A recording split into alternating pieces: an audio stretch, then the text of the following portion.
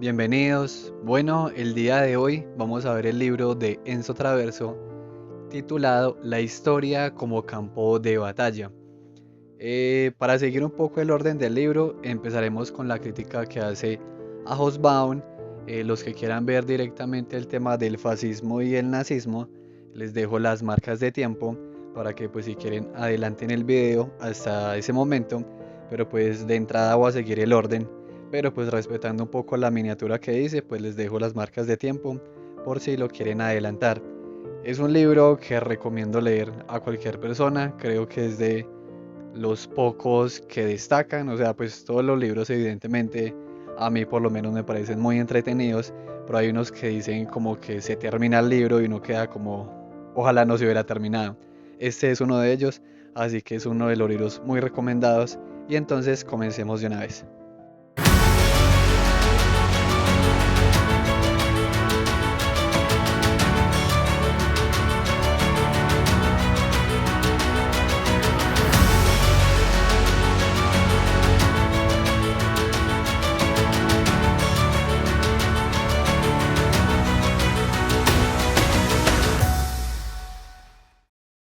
Antes de comenzar con la crítica a la obra de Erich Hobsbawm, un pequeño contexto para entender también mejor el libro. El autor nos dice que la historiografía se transformó con la caída del muro de Berlín. El autor analiza las transformaciones y los debates actuales. Es italiano, nacido en 1957, estudió en la Universidad de Génova, es profesor en París y ha escrito pues bastantes libros. Nos dice que el significado y el imaginario cambió. Revolución y comunismo ya no son aspiraciones liberadoras, sino totalitarias. Cita: los historiadores trabajan dentro de estas nuevas coordenadas políticas y epistémicas. La historia se escribe siempre en presente. Gran cantidad de obras históricas nos dicen mucho más de su época al echar luz sobre su imaginario y sus representaciones. Fin de la cita. Con la caída de 1989 ya no se habla desde la bipolaridad y su influencia, sino desde un mundo global.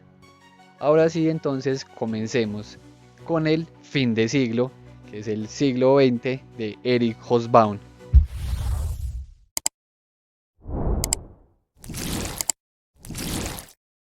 El libro de Hobsbawm, a pesar de la predicción de Pierre Nora, fue un éxito.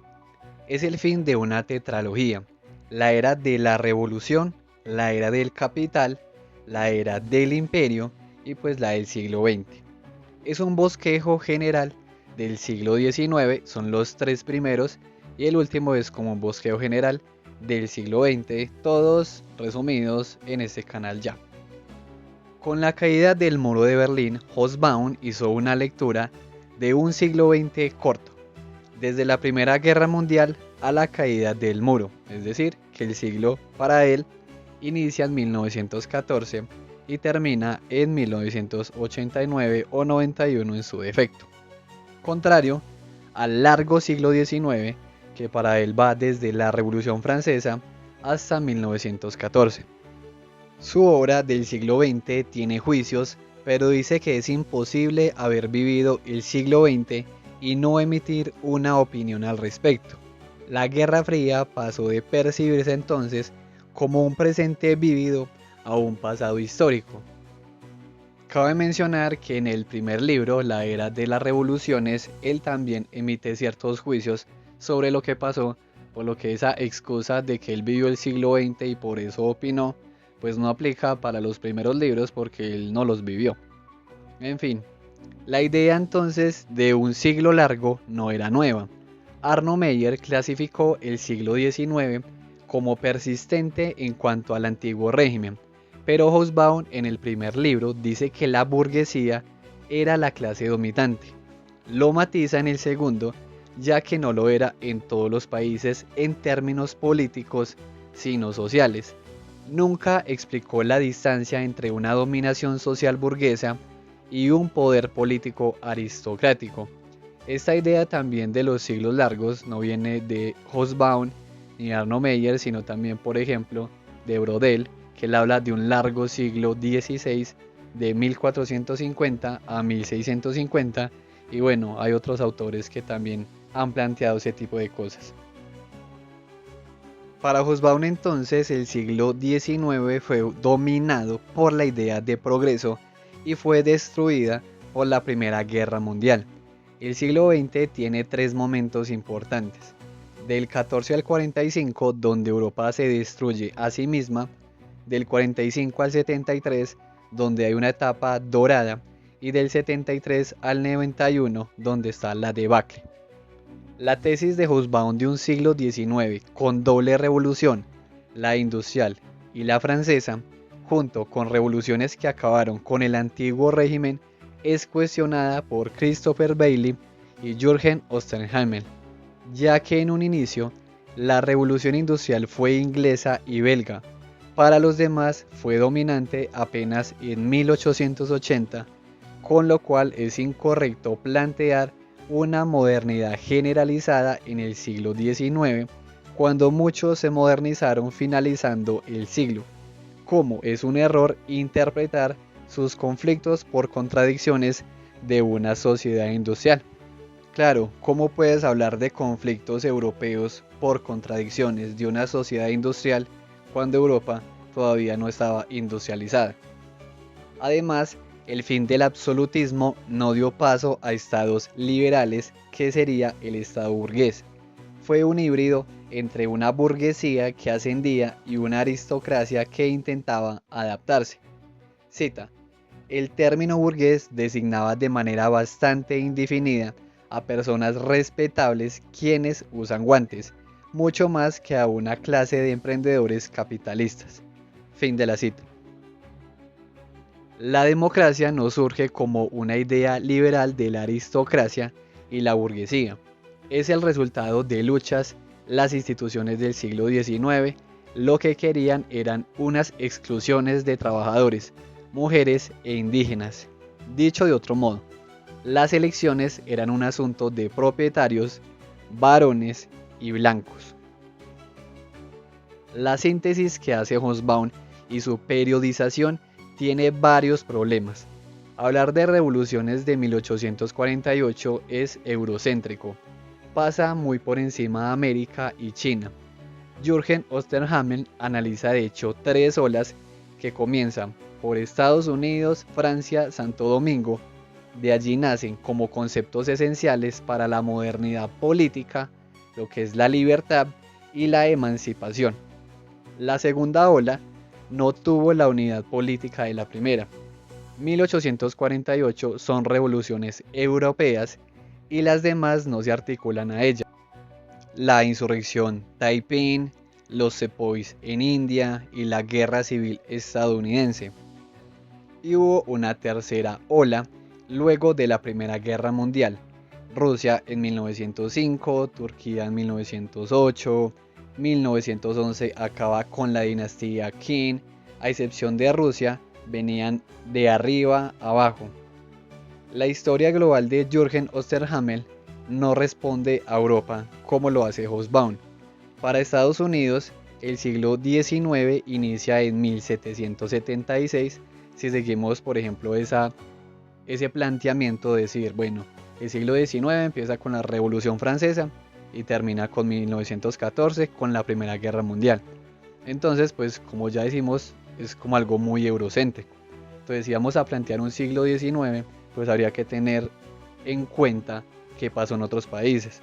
Entonces, por ejemplo, para Estados Unidos ese siglo XIX sería más del 76, que es su revolución, hasta 1860, que es la guerra civil.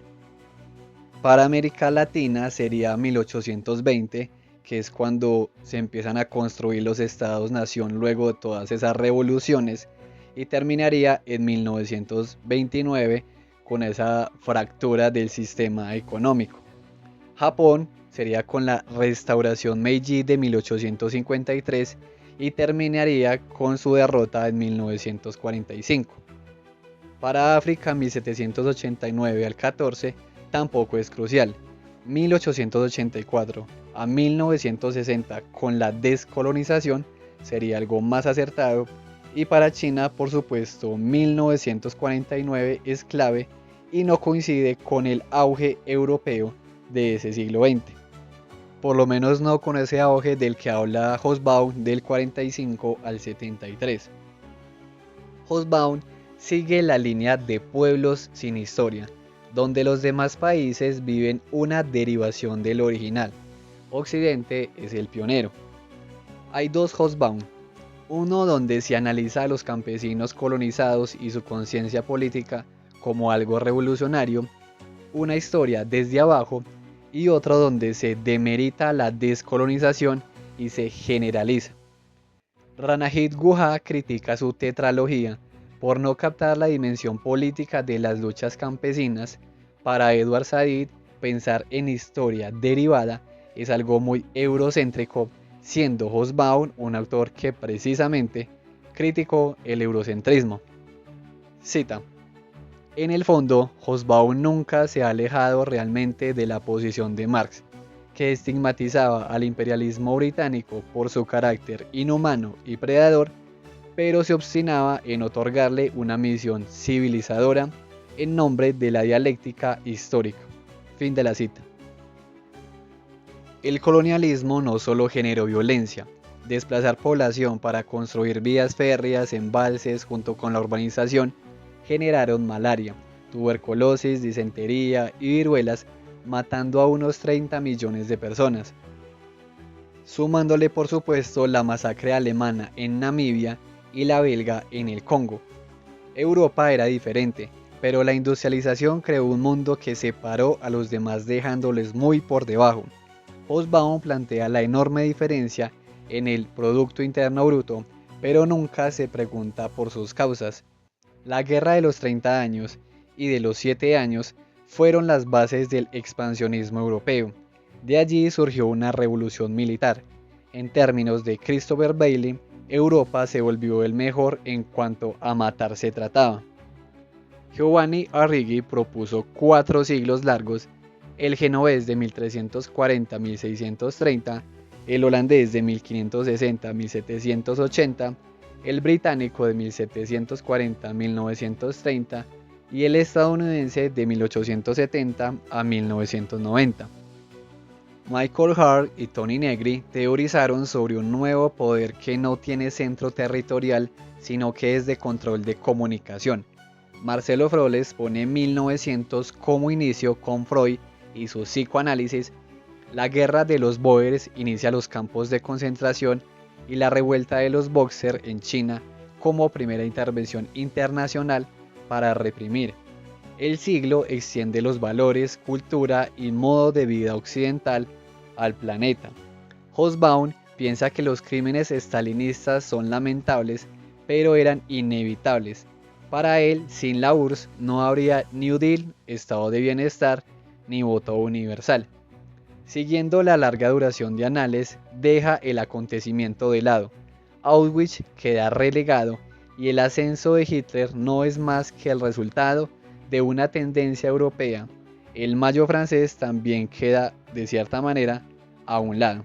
Y bueno, aquí que termina un poco la crítica, o por lo menos lo que yo extraje de la crítica que hace Enzo Traverso a la tetralogía de Erich Hobsbawm. Revoluciones 1789 a 1917. Esta vez nos adentramos a la obra de Francois Furet y Arno J. Meyer. La lectura que hace Furet de la Revolución Francesa de la mano de Tocqueville tiene un elemento igual de teológico como el relato marxista. Esa idea de que el mundo iba a llegar ahí sí o sí. Hablar del horror de la revolución y sus discípulos radicalizan aún más la visión. Para Patrice Geunifay, el terror es algo que toda revolución tiene, pero convierte la Revolución Francesa en conceptos, en discurso, sin actores. El terror pervierte la revolución. El despotismo que busca libertad se convierte en algo autoritario. Siguiendo esa línea, Richard Pipes, Martin Malia, El libro negro del comunismo y Stepan Courtois reducen la Revolución Francesa y la rusa a un mero crimen totalitario, ignorando sus rupturas, dilemas y tragedias. Arno Meyer Sigue la línea comparativa entre Revolución Rusa y Francesa. No comparte la idea de revoluciones buenas y malas. Desde Hannah Arendt, la estadounidense sería la buena y la francesa la mala. Para Meyer, las revoluciones tienden a radicalizarse. 1789 es un referente transformador. La revolución ya no es para volver a un estado anterior, sino para avanzar a uno nuevo. La violencia es necesaria para romper el orden, pero es diferente de la violencia restauradora. Las dos conviven, una alimenta a la otra. Pero la contrarrevolución no solo es conservadora, también se puede adaptar. De hecho, terminó siendo, en el siglo XX, una revolución contra la revolución. Ejemplos, el fascismo y la revolución conservadora. Hay una dialéctica entre los dos que en términos historiográficos ha seguido el planteamiento de Kant y Hegel como una arma contra el mal y desde Goethe y Schiller una regresión a la barbarie. Meyer sigue a los segundos, pero critica las explicaciones monocausales. El terror surge y la ideología lo radicaliza. El motor es el miedo, un impulso de venganza extermina al enemigo. Fundar un nuevo orden para Meyer tiene características religiosas. Los franceses un culto a la razón. Los bolcheviques crearon sus propios ritos y mártires. Lenin embalsamado. La contrarrevolución igual. Para Joseph de Maistre, un papa, un rey y un verdugo. Cita: si el bolchevismo secularizaba la dimensión religiosa de la revolución, el anticomunismo no podía más que reivindicar su fe auténtica dispuesta a transformarse en cruzada. Fin de la cita. Lo mismo aplica para la Guerra Civil Española, una cruzada católica contra el ateísmo rojo y el combate alemán contra el comunismo y los judíos. La Revolución Francesa se exteriorizó con las guerras napoleónicas, la rusa no, y se interiorizó llegando al estalinismo. Llegamos entonces al tema del fascismo. Vamos a discutir entonces los planteamientos de George Moos, Seb Sternhell y Emilio Gentile. Moos se ha centrado en la Alemania nazi, Sternhell en la Tercera República Francesa y Gentile en Italia. Los tres comparten una definición común basada en las características. El fascismo fue una revolución que buscó construir una nueva sociedad. Fue una ideología que reformuló el nacionalismo rechazando el marxismo, el liberalismo y el conservadurismo, una nueva visión del mundo construyendo un hombre nuevo y una cultura ya que buscó modificar el imaginario, el estilo de vida y suprimir la división entre la vida privada y la pública. Para Norberto Bobbio, el fascismo coge elementos preexistentes y no tiene coherencia ideológica. Para Moos, Sternhell y Gentile, por el contrario, sí logra fundirlos en algo nuevo. El darwinismo social pasa a ser selección natural racial, principio de autoridad en totalitarismo y el militarismo en orden. Judaísmo, homosexualidad y feminidad eran las figuras negativas por excelencia que permitían a la estética fascista elaborar sus mitos positivos de virilidad, salud, higiene física y moral. Fin de la cita. Con la biología racial transformaron un estereotipo negativo en una categoría médica. La desviación homosexual podía corregirse, sin embargo, en el caso de los judíos era un problema de esencia y por eso había que exterminarlos. Para ellos, el fascismo no es reaccionario, sino revolucionario. Se incluyen a las clases populares. Los dirigentes ya no son aristócratas, sino plebeyos que descubrieron su vocación en la calle. La Primera Guerra Mundial banalizó la violencia. La muerte fue anónima. El fascismo transformó el nacionalismo en religión civil y toma del socialismo los movimientos y rituales ampliándolos a eventos deportivos, culturales, etc. En los 30 y 40, Erich Voegelin y Raymond Aron Plantearon que el nazismo y el comunismo eran religiones seculares modernas. Para Moss hay una sacralización de la política. Heintheil ve cuatro aspectos: fe, mito, rito y comunión.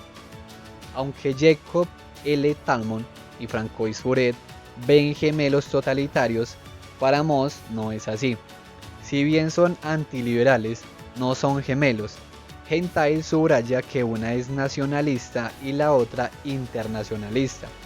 Para Sternhell, las dos son revolucionarias, pero una busca transformar la economía y la otra la cultura. Seb Sternhell complementa las ideas que son dejadas de lado por Moss. Rastrea las ideas hasta la anti-ilustración. Ignora el mito y los símbolos en que se centra Moss. Su rastreo de las ideas situó al fascismo en la Francia del siglo XIX. Sus orígenes son una fusión entre una derecha revolucionaria y una izquierda nacionalista. Sus padres son Maurice Barrès y Georges Sorel. La ideología ya venía desarrollándose y la Tercera República Francesa fue el laboratorio. El periodo entre guerras tuvo un clima intelectual propicio para el socialismo nacional. En los 30 el fascismo tomó fuerza en Francia, aunque esta obra tiene un enfoque teleológico que ha sido criticado. El enfoque de Sternhell reduce el fascismo a una genealogía. Heintheil no está de acuerdo. Sin la crisis civilizatoria que generó la Primera Guerra Mundial, el fascismo y el nazismo no se habrían desarrollado. Sternhell da la misma importancia al prefascismo que al fascismo, pero el fascismo francés no tuvo tanta repercusión. Robert O. Paxton lo clasifica como fascismo de ocupación, ya que le falta algo indispensable del fascismo: una política expansionista de grandeza nacional. Sé que es difícil quedarse con tantos nombres, he mencionado muchos, pero la idea es que se queden como con la discusión respecto al fascismo, sus características y todo lo que lo rodea, y ya pues el que quiera realmente profundizar en todos esos autores, pues se podría leer el libro o pues los libros que se mencionan acá. Continuemos entonces. George Moss, Seb Sternhell y Emilio Heintheil subestimaron el factor anticomunista. Moss porque deja la ideología de lado y Sternhell por su enfoque en el antiliberalismo. Al enfocarse en el elemento revolucionario del fascismo, descuidan la forma en que el anticomunismo moldeó el movimiento. El fascismo, más que atacar al liberalismo, que sí lo hace, es una contrarrevolución al comunismo. Para Arno J. Meyer, la contrarrevolución europea maduró con el fascismo. Los tres tienen razón en las falencias del análisis marxista del fascismo, pero si no las hubieran dejado completamente de lado, lo hubieran comprendido mejor. El fascismo destruyó el Estado de Derecho, pero exceptuando a España, llegaron legalmente al poder y, a diferencia de la revolución comunista, integraron a la élite. Por eso, Philip Burin lo define como una revolución sin revolucionarios. Por consiguiente, tampoco ven el aspecto conservador del fascismo. Por tanto, no analizan, como han hecho otros historiadores, la absorción estatal del fascismo, el apoyo conservador en algunos casos y los acuerdos con la Iglesia Católica. Además, dejan de lado, a la hora de definir el fascismo, la importancia de la Gran Guerra en el acostumbramiento de la violencia. El aspecto militarista y violento también se deja de lado, casi se vuelve violencia simbólica. Ahora ahondemos un poco en los planteamientos de Martin Brossat y Saul Friedlander. Cita: para el historiador alemán, la memoria no es otra cosa más que un potente obstáculo moral y político erigido contra el esfuerzo científico de escritura de la historia. Fin de la cita. El alemán es Brossat. Evitar los recuerdos de las víctimas por ser un obstáculo sería regresar al positivismo neutral sin implicaciones subjetivas. Para Friedlander es necesario historiar la Alemania nazi, aunque por su cercanía no puede considerarse historia. No es posible analizarla como se estudiaría la Revolución Francesa. La investigación de Friedlander muestra que la reconstrucción de la vida cotidiana permite ver que un tercio de las personas sabían sobre lo que ocurría con los judíos al estar relacionados con el ejército y con personas que estaban en los campos de concentración, pero no sabían la dimensión que tenía. Para Friedlander es fundamental distinguir entre el antisemitismo europeo y el nazi. Para el nazismo los judíos eran dañinos, combatirlos era emancipador. Lo ocurrido durante la Segunda Guerra Mundial con los judíos ha generado mucho debate por su cercanía, la dificultad al analizarlo, las perspectivas y generó toda una corriente. Raphael Lemkin estableció en 1943 el término genocidio y en el 48 la ONU adoptó esta categoría. En términos de un historiador, genocidio no es del todo pertinente, ya que el estudio lo que debe hacer es analizar lo ocurrido, problematizarlo, reconstruir, no juzgarlo. Además, la extensión de la definición de la ONU ha ocasionado que se tilde de genocidio a Hiroshima, a las dictaduras argentina y chilena. En términos de Henry Huttenbach, usar el término para producir emotividad frente a un evento ha generalizado su uso y con ello pierde su significado original. El antisemitismo transformó un prejuicio europeo. El judío era el chivo expiatorio antes, ahora su exterminio tuvo un aire redentor. La raíz se encuentra por todo Occidente, desde el darwinismo social, pasando por Georges Bachar de la Pau, quien escribió cómo se podía mejorar la raza mediante selección, o Roosevelt con The Winning of the West, donde habla sobre detener y esterilizar a personas que pertenecieran a capas de la sociedad peligrosas. Sí, Roosevelt, el presidente estadounidense. Hay una diferencia, sin embargo, entre el racismo, el antisemitismo y las masacres coloniales que, si bien exterminaron poblaciones, el objetivo era apropiarse de tierras y recursos. Las dos han sido justificadas. Ejemplo de ello, Benjamin Kidd con su obra La evolución social, donde planteaba que los métodos que se usaron en la conquista solo aceleraban algo que ocurriría naturalmente. Peter Burnett reivindicó el exterminio de los piel rojas. Para Roosevelt era un hecho inevitable y benéfico. Comparar las similitudes y diferencias entre racismo y antisemitismo es muy útil. De ello hay dos posturas. Para unos, la SOA es un evento único. Para otros fue llevar a Europa lo que se había hecho durante siglos con los pueblos nativos colonizados. La SOA es una sigla que se usa en algunas ocasiones para referirse a lo que ocurrió con los judíos durante la Segunda Guerra Mundial. Para Amicecer, la Alemania nazi no hizo más que aplicar en pequeño a Europa lo que Europa occidental aplicó durante siglos a las razas que habían tenido la audacia o la torpeza de cruzarse en su camino. Lo específico del nazismo era adoptar en pueblos europeos, cita, procedimientos colonialistas que solo incumbían hasta el momento a los árabes de Argelia, los culíes de India y los negros de África. Fin de la cita. La SOA puede ser un evento único, pero recoge elementos previos: deportación, campos de concentración, trabajo forzado. Las cámaras de gas habían sido usadas para enfermos mentales antes.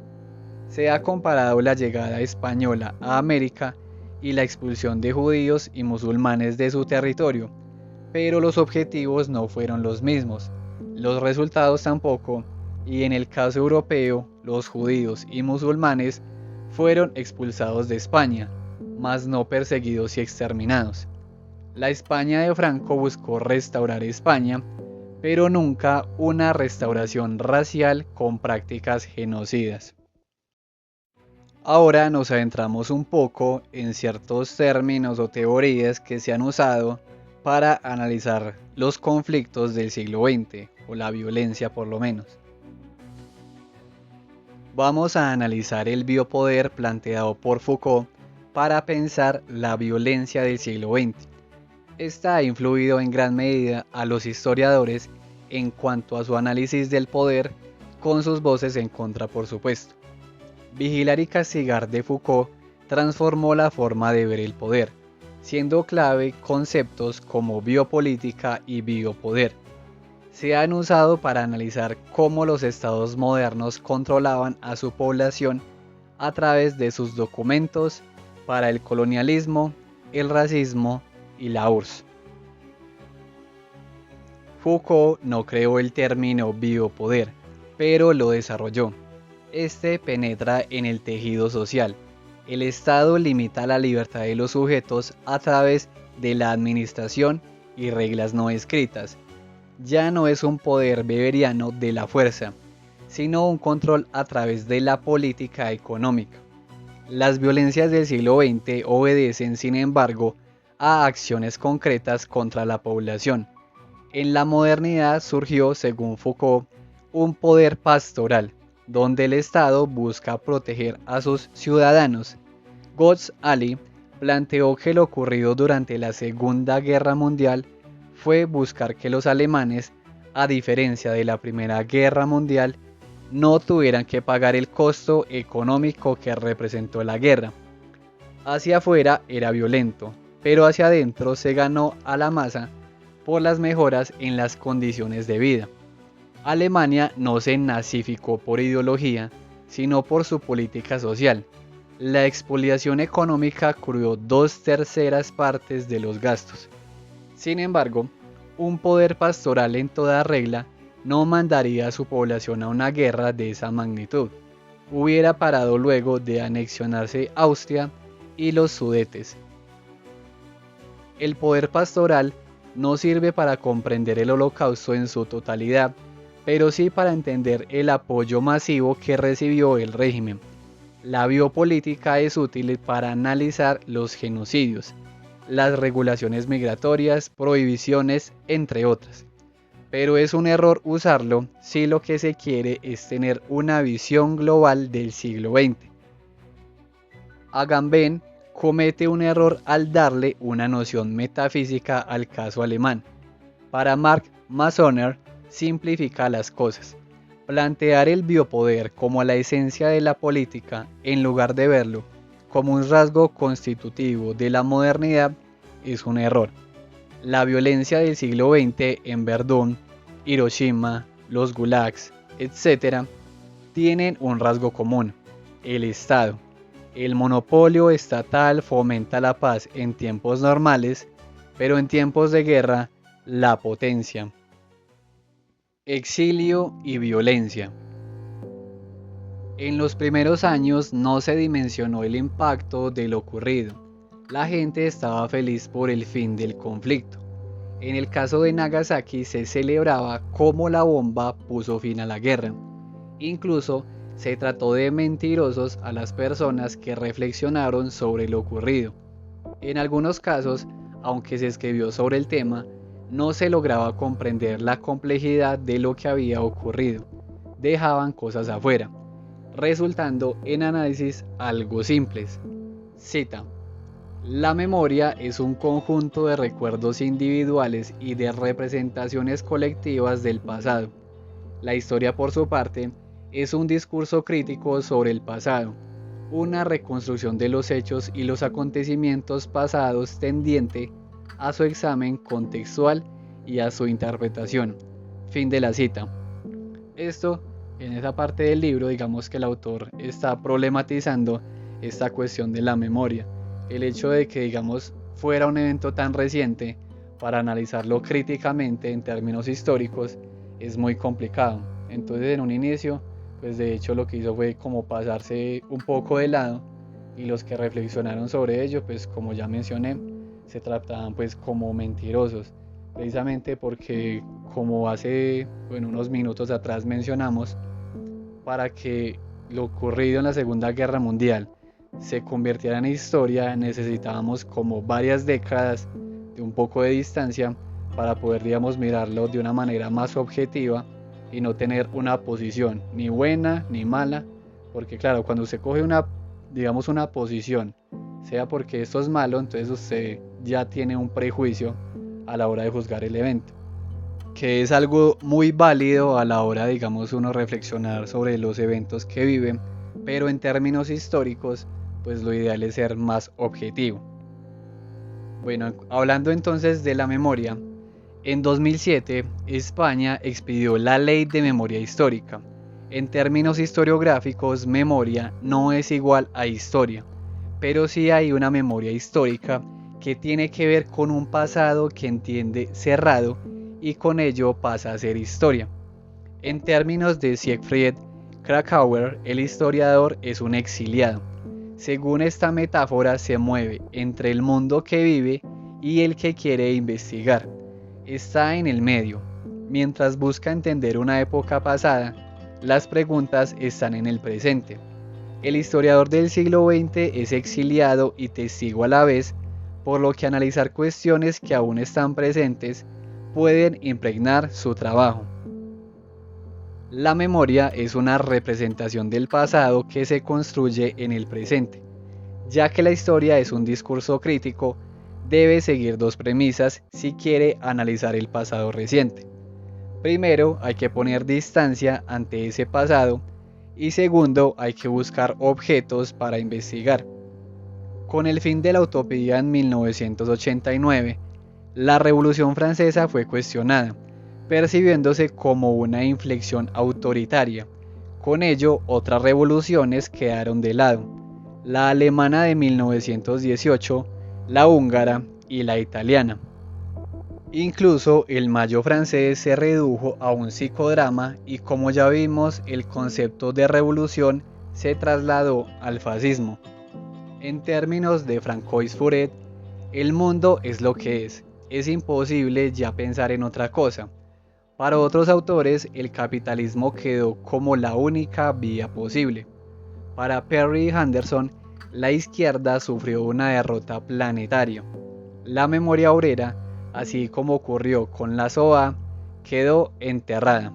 Cita: el siglo XX ha sido la era de la violencia, las guerras totales, los fascismos, los totalitarismos y los genocidios, pero también la era de las revoluciones que naufragaron y de las utopías que se desmoronaron.